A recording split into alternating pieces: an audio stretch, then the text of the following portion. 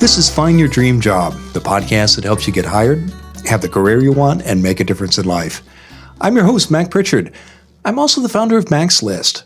It's a job board in the Pacific Northwest that helps you find a fulfilling career. Every Wednesday, I talk to a different expert about the tools you need to find the work you want.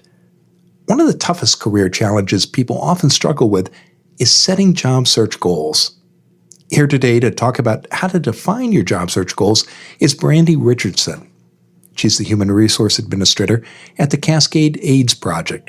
Brandy joins us in person in the Mac's List studio in Portland, Oregon. Brandy, let's get right into it. Why do so many people struggle with defining a job search goal?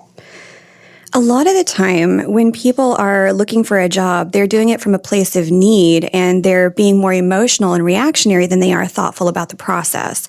And so I would really say one of the first things you need to know when you're looking at a job search is to kind of narrow the field a little bit and define what your no's are going to be, what your hard line, I don't want to work for this industry or I don't want to do this kind of job. These are not the things I'm willing to accept. And so that'll help you not apply for things that in the end you're not going to be happy with if you were to get the job. Well, I want to ask you about the why here, but why is it important to have job search goals at all? Shouldn't you treat the search process as kind of a research project and figure out what you want to do? To a point, yes, but you have got to use where your passions are at, or you're not going to be driven to do well in the job. You'll just be there questioning and frustrated. And it's good to be questioning on what you want to do and where you're going to find that happiness. But you've got to be thoughtful, introspective, and look at the things that bring you joy that you're willing to do the work for. That's where you're going to find your reward and where your best, most successful growth is going to be from. And so that's where your best career success is going to come from. So having goals can help you be successful in the job once you get it. How does having goals or not having goals, Brandy, affect the search itself? Yeah. So that's really the difference between sort of throwing your darts against a giant wall versus a targeted aim. It's helping to make sure that what you're doing is going to give the reward that you want rather than just sort of this flailing, undefined, anything works for me sort of a thing. It's good to see what's out there and let the universe happen. And some people take that approach. That's fantastic. But a lot of times people will do that and find themselves landed in something where your current employer, your new employer thinks you're going to be a great fit and you hate it.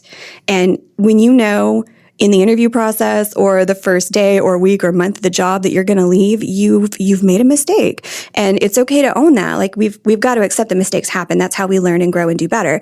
But also that helps you define your next job search goal and you know what not to do. So we're learning a lot and you need to take those past experiences and target them like you would with that dartboard. And what do you see happen to people in their search who don't have clear goals? Does that search take longer? Is it harder? Absolutely. So if you don't have a clearly defined passion for what you're doing, or there's not a clear alignment between the job you're applying for and your cover letter, your application materials, your interview itself, then the employer is going to weigh that against you and any other candidate that does have that alignment. So you're really helping to define where your passion is, where your edge is going to be, and where you're going to have that competitive advantage, or you're giving that advantage to somebody else because you don't have it for that particular role that you're applying for. You're the Human Resources Administrator at a big nonprofit. You see applications every day.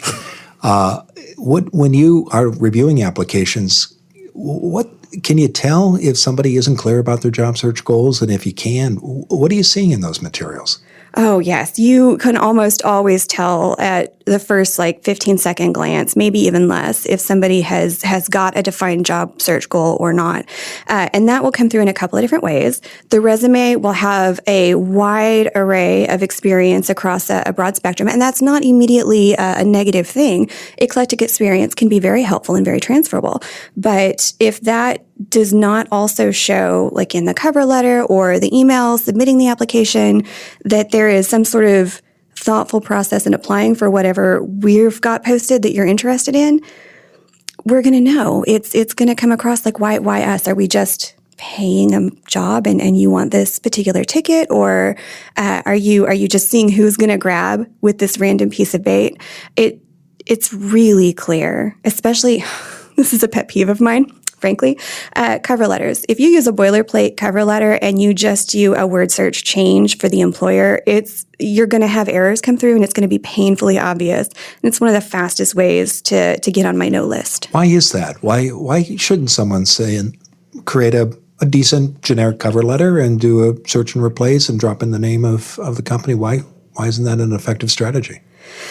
That's a good question. And it's sort of a cost benefit or a trade-off analysis there. So there are roles where I have done that same thing. And it's when you're coming from that place of need and you're looking for, where can I get the job that will get me where I need to be? Like, I need something to step me up, and let's just go for it.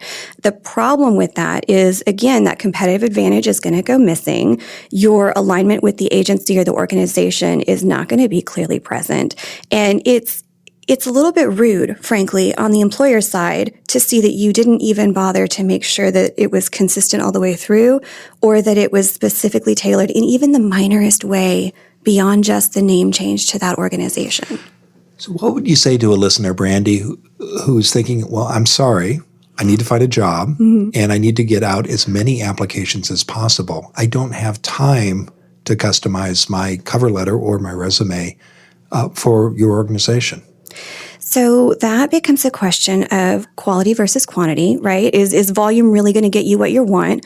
Or is tailoring that search so that you're really looking for those meaningful pieces and those connections, those impersonal but still important and impactful connections when you have a recruiter looking at your materials? You're making an impression on that person. They're already building up what they think your profile is as a human and whether or not you would be good as a fit. That's really going to play into your success, and it's going to play into your happiness. So it all ties together, really. And you've alluded to this, but typically when you post a position and you and your peers, it's not just one or two people who are applying. There are usually several dozen applications, aren't there? That's correct, yeah. Even in our more specialized roles, there are levels of requirements that you have to meet that can narrow the field of people that are qualified to apply, but you still get a breadth of applications, especially when we're posting on international job boards like Mac's List. You're going to get a large number of applicants, which is what we want. We want a diverse applicant pool, and we need that competitive advantage to come through on your application. You mentioned quantity over quality, and we've all seen these news stories, particularly during a recession, and it's painful to read this. There's often someone who is quoted saying, I've applied to 100, 200, 300 jobs. I haven't found a position yet. Do you think these people who apply to dozens or even hundreds of companies, is that an effective strategy? No, for a couple of reasons. Like, first, you're giving yourself application or job search exhaustion. You've got to be kind to yourself and give yourself a break. And I know when you're low on budget, that's really hard to do, but it's really important for the quality of your applications, your eventual success, and your own personal sanity and well-being. So you've got to give yourself that time to be successful, and you've got to target where you want to go. Even if they're different fields or different types of jobs, if they're things you know you can align yourself with, it's still going to shine through in that resume. And being thoughtful and careful about how you're looking for those jobs and how you're applying for those jobs, it's going to be far more impactful than just sort of throwing everything out there and seeing if anyone takes it. Oftentimes, if somebody is doing this mass application process, my advice is to go back to what you like, the jobs that you saw that you really wanted, and see if you can make some connections, do some volunteer work, some nonprofits, some networking, anything to get your face out there and to get sort of a presence in that area. So you'll understand the industry of the job a little bit more, and you'll be able to add to that competitive advantage that I keep talking about. Well, let's talk about defining job search goals. How do you recommend a listener get started, Brandy? Yeah. So I started off earlier mentioning the hard nose. That's a really big one. So really, if you boil it down, it's this process of questioning and introspection for yourself. What makes you happy? What are you willing to do? What are you not willing to do? And that not willing to do, you don't always think about unless you really force yourself to go through, this does not make me happy, or this makes me feel uncomfortable. These are the hard no's. Yeah, exactly. So, For myself, I have learned that I do not want to work in the retail industry. I've done that before, and it was a great experience, but I am done with that, and I will not go there again. But I have people who do work in the retail industry, and I can help them find fantastic places with that. And I can see a wonderful career growth and path for people who find passion there. Same thing with any other field, whether it's healthcare or the energy field or the social services fields. There's so much out there. But learning how to define what that is and what it means to you is important. And what you don't want is a huge part of that. Are there simple steps you recommend people take to get clear about those hard no's, or an exercise perhaps? Yeah. I tie a lot of this to emotion. We learn and grow through emotion a lot. And so if you think about a job or an industry or something and it makes you feel icky inside, or you had a very negative experience, or you saw maybe a flight attendant who looked super worn down and just over it, and that really struck you, maybe that's something you don't go for. So that's a clear no, and it gives you a place to start. That doesn't work. And what else is related to that? Is it one-on-one face-to-face interactions? Is it high volume and turnover? Is it not having a place to sit down and rest quietly? What do those look like, and what other jobs relate to that you can say are definite no's and you should not be applying to? Do you recommend people make lists, or how can they get clear about this research and bring it to a close? I am a fan of lists. Personally, not everybody is, but I am a huge fan of lists. If that doesn't work, sort of like a brainstorming or a montage cloud, and you can have. This sounds so weird. Tell me what a montage cloud is. Yeah. That's a phrase I haven't heard. In my mind, a montage cloud is this imaginary picture of no's, just absolute no's. And you know how people will make like wish walls or dream photos of what they want, and they do all these magazine clippings. I think about doing that for your mind, or doing a definite no for your mind. You It's can like say, a this vision is board. not me. Yeah. Exactly. Yeah. Like a vision board. But if you don't want the space in your physical life, keep it in your head. Just remember where it's at and revisit it. This is a no, and this is why it's a no. This is a no, and this is why it's a no. I want to pause right now, and we've talked about the no's, getting clear about what you don't want to do. When we get together after the break, I want to talk about figuring out what you'd like to do and how to get clear about your passions. Awesome. So stay with us. We're talking with Brandy Richardson. She's a human resource administrator at the Cascades Project, and we'll return in just a moment. As Brandy has made clear, knowing what you want in your next job will save you time and trouble. It will also get you more interviews. And in almost every job interview today, you can expect to get behavioral interview questions. Do you have your answers ready? We've got a free guide that can help. It's called 100 Behavioral Interview Questions You Need to Know. Get your copy today. Go to maxlist.org/questions. It's free. Hiring is a risky business. To reduce that risk, managers want you to share examples of what you've done for past employers. Do you know how to do this? Our free guide can show you. Go to maxlist.org/questions. You'll learn how to talk about how you've handled tough situations and solved ticklish problems. You'll also get 4 steps you can use to answer any behavioral interview question. Get your free copy today of 100 Behavioral Interview Questions You Need to Know. Go to maxlist.org/questions. Now, let's get back to the show.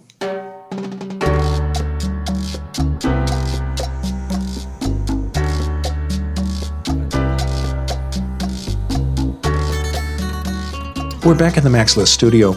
I'm talking with Brandy Richardson. She's the Human Resource Administrator at the Cascades Project. Brandy, before the break, we were talking about defining job search goals and why it's important to do this, and how to get started. You'd suggested that people begin with the no's, the things we don't want to do. Let's talk about the things we want to do. What steps do you recommend a listener take to get clear about their passions, and how can they use that to help in defining job search goals? Yeah. So a lot of that I also tie to emotion. I mentioned using emotion to figure out what made you feel bad about a job or a potential job. Think back to the work, the volunteer work, the schoolwork, the learning where you were willing to do extra, or you got a whole lot of reward and you stayed late, not because you were getting paid extra or anything like that, but because you wanted to do the job and you were excited about the job itself, where the work itself, while still hard, is worth doing to you intrinsically. Those are the things that you can really build on and see what kind of jobs are similar to those other experiences that you've had or what kind of jobs you think might be similar. And you can start researching what that might look like, what those organizations and those types of roles could involve, and whether or not that still fits what you want. You suggested when thinking about the nose, doing a kind of vision board or maybe cloud montage. Cloud montage. Yes. What steps would you recommend a listener take to get to record what they're excited about? Would it be lists again, or what do you suggest? Yeah.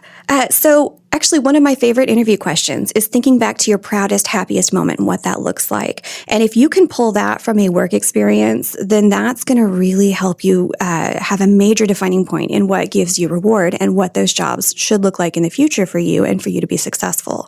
And that will tie to your application process. You're writing a really thoughtful cover letter and putting in that extra effort because you already love the idea of the work you're going to be doing. Passion is a word that comes up a lot in a job search or interviews. And what role do you think passion should play in defining job search goals, and how can people act on that? So I'm a little bit woo-woo on this one. I think that passion defines almost every aspect of our lives, right? And so I think that should transfer into a job search effort. I think that you don't necessarily have to love the job you're in to be successful in the job. And sometimes we have to make those choices. Not everybody's going to love the job they have right now or the job they're applying for. We talked about the recession and the need to find a job. But you can still try and make sure that it's going to build towards your future success. And if you're building this cloud montage or this vision board for where you want to go, looking for those things that are most rewarding that you can continue to build on while you're in this job and you're searching for that next job is going to be super key. You've mentioned some exercises that people can take individually. Are there steps other steps you'd recommend, perhaps talking to peers or employers or attending events that might help both in getting clear about the no's and what you're excited about and your passions? Yeah, there's a number of things. So you can ask people that already have jobs you might be interested in for a realistic sort of job preview or a job interview just for information purposes. Talk to your loved ones about where they might see you or what they see you as feeling rewarded from. If you are in this cloud where you can't tell what you like and don't like, it may be that your professional colleagues or your peers or your loved ones are like, well, you do this and you do this all the time. This is where you should be. And that can give you a new perspective or a new thought. Two, when you are looking back at those emotional moments and those things, it's important to remember and not exclude yourself from jobs that you might still need to learn. And you need to value those transferable skills. And it might be that you don't realize where those are at. So going back to that questioning and talking to the people around you about what might be transferable and how you can apply for those jobs with those skills and say, well, this is how this is transferable will be really, really important, both for knowing where you want to go and for selling yourself when you're applying for those jobs. How much time do you recommend a listener take to do this kind of research? Is there a typical period, a month perhaps, several weeks? It depends on the degree of knowledge you already have about the roles you want. So we talked about defining those job search goals. Once you have that defined, like what do you know about the jobs that you definitely want? If you know nothing about the job that you want, it's going to take some time. It could take a week, even a couple of months to really learn what it is you need. And that can sound very daunting. But we're back to that, well, if that's where you need to go, maybe you set up some step goals while you're continuing to research that job and you get something similar or that would have those transferable skills for your dream job in the future. How do you take the self-assessment that you've done, again, looking at the no's and the passions and the yeses, the things, the skills that your peers, friends, and family tell you you're good at, and turn that into a statement that allows you to say to someone, here's the position I'm looking for. I'm doing a job search right now, and my goal is to find a job with this kind of employer doing this. How do people translate that work into that statement, Brandy? That is a great question. And I've seen a lot of uncomfortable statements or objectives that people list. But I would say that you write out something super, super basic, like don't add too much information in there. Read it, reread it. Does it still make sense to you? Does it make sense to the people around you? Stick it out there on social media for people to review and critique. And does it still hold true? And again, it doesn't have to be crazy detailed, but it does have to be true to who you are and where you want to go. Thinking about all the applications, the resumes and cover letters you see, Do examples come to mind of people who've done a particularly effective job of sharing their job search goal that perhaps you could share or as an example? Well, so some of the stuff that I find most impactful include people talking about sort of their experience they've had, how that touches specifically on the role we've applied, what those minimum qualifications are. So I know that you know the agency, and I know that you know what the job entails because you read the whole posting and you can tie your work into those qualifications. And then also lining up where their future goals are. Like if you call that out in the cover letter, I know how long I think I can expect you to be here if I provide you a career path in that way. Does that make sense? It does. And I wonder, just for the benefit of listeners, if you could restate that. I mean, when you reflect back on a great cover letter you've seen that has done exactly what you just described in 2 or 3 sentences, what might that sound like? It's basically rewording the job posting itself with your own experience and merging the two together and saying, this is how I'm a good fit long-term and this is how you benefit me as a potential employee. So it shows basically a relationship or a marriage between that potential applicant as an employee and the organization as an employer. You're painting the picture for us, and that makes the decision to interview you very easy. And in your experience, I mean, that's a thoughtful statement to make, but it's not a difficult one, is it, if you're clear about where you want to go? No, not at all. Because if you've already said, hey, I want to be the development director for this agency, or I want to be the finance director, and you're applying for an entry-level payroll position, okay, great. I see these experiences. I know that you know about us, who we are, what the job qualifications are. You've talked about your skills and how this not clearly related job actually transfers over, and I'm willing to give you that benefit. And I know that I can provide you training to help you build up over the years into that financial director position.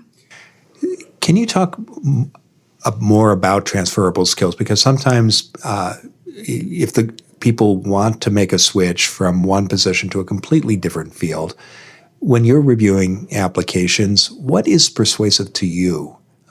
If somebody, say, has worked in the private sector and they want to join a nonprofit organization like yours, and they've never worked in the nonprofit world before, what comes to mind when you think about examples of people who've made a particularly persuasive case about why they're a terrific candidate and their skills are transferable? Yeah. So, I mean, in this day and age, people make a lot of different job switches, and those transferable skills can be anything from I've dealt with multitasking with all of these different projects, and this is how I know how to work with limited resources to get things done, to I'm in the for-profit and I've had no issues with resources at all, but now I want to work for nonprofits, and this is where my personal passion lies, and this is how that looks. And also I can show that I'm dedicated in this way, and so the pay doesn't matter to me so much as the meaningfulness of this work matters to me. That can be all kinds of stuff. So it's providing an explanation and answering a question that's in your mind as a reviewer of applications. Why does this person want to do this position and make this switch? Yeah, absolutely. If you've dealt with phone lines constantly and we're asking you to go out and make cold calls, well, at least you know how to talk to people. That's a start. If you were a barista for 12 years and now we're asking you to be a caseworker, how does this look? What have you done in this piece? And how does that tie with your relationship, your one-on-one relationship, and your ability to talk to people from diverse backgrounds in need? You mentioned salary a moment ago. We didn't talk about this when in our earlier conversation about defining job search goals. How do you recommend people consider money when they're setting their goals? What's a good process for getting clear about what matters to you there? Yeah. So how determined are you to be happy at where you work, and what do you need to survive? Start there. I mean, it's important to know your worth, and it's important to go for something that's going to pay you closer to what you feel that you are worth than not. But too often people will see a job with a posted salary and they'll be more attracted to the salary than the actual work, and they'll find themselves unhappy very quickly in the role because they didn't have that thoughtful process, or they didn't catch that it was actually one of their no's or their I'm not sure's. So the pay is important. Know what you need to survive, and include that as part of your no's. Like, don't apply for anything that pays less than X amount, but don't use that as the reason to apply for a job. We started out at the beginning of the interview talking about people who apply to a lot of positions because they're unclear about their goals. Talk a little more, Brandy, about the benefits once you get clear about that goal, about being selective. And do you find it's hard for people to say no? Do they still want to apply everywhere, or even when they know where they want to be? It can be. And that's very sad. But part of it is, again, that place of need, whether or not you're willing to hear where the limits need to be and whether or not you are able to understand the impact of being thoughtful versus getting as much out there as possible. And I've actually witnessed that a couple of times. But if you were able to receive those coaching pieces and step back a little bit and give yourself the space and the time to really focus that search, I honestly believe it cuts your job search down by maybe a third of what it could be. So it's less effort. And in the end, do you see people get better results by learning to say no and focusing on what excites them? Oh, yeah, absolutely. Absolutely. Because you're going to stand out against the other applicants who are doing the wrong job search methods. They're just going out there scattergun style. This lets them show they're passionate. That lets them show they're thoughtful. It lets them show that they have attention to detail and that they are paying attention to what the employer wants and showing that pre-set up relationship I mentioned earlier about how they as a potential employee and the employer could work together in a long-term relationship. It's been a great conversation. Now, tell us, Brandy, what's next for you? Yeah, so Cascades Project actually has our annual art auction coming up. I'm very excited about it. It is a huge, amazing, super, super fun party. It's an extravaganza. It really is an extravaganza. And it's part of how the community comes together to help us support the mission that we have. It's very awesome. So that's coming up in April. It comes around every April. It's a good time. Very excited for it. Yeah. And then if anybody is interested in it, like I am a super HR cheerleader, and I would be happy to connect with anyone on my LinkedIn profile. It's just like Brandy Richardson 1. And talk to me about your HR nightmares, how I can help you, how we can make things better, and I can support your happiness. I'm all about that. And that's a generous offer. And I know, Brandy, people can learn more about your work at Cascades Project and the organization itself by visiting cascadeaids.org. Now, Brandy, you've had so many useful tips today, but what's the one thing you want a listener to remember when defining a job search goal? For me, it is always be questioning whether you think you know what you know or you don't. And that goes back to the whole, am I aware of what I need to know or not? If you are constantly questioning, you're making sure that you are aware of what it is you need, whether or not that has changed, and if you are really giving yourself the value you need in your own job search.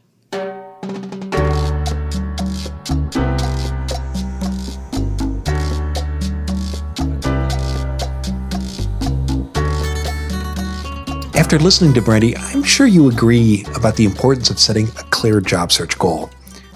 Interview preparation matters too. Don't wing it the next time you talk to a hiring manager. Get your free copy today of 100 behavioral interview questions you need to know. Go to maxlist.org/questions. Again, that's maxlist.org/questions. On our next show, our guest will be Sarah Johnston. She's a former corporate recruiter and the founder of the Briefcase Coach. Have you ever left an interview thinking the job is yours, but then you learn somebody else got the gig? What happened? Sarah and I will talk about why candidates don't ace interviews and get offers. I hope you'll join us. Until next time, thanks for letting us help you find your dream job.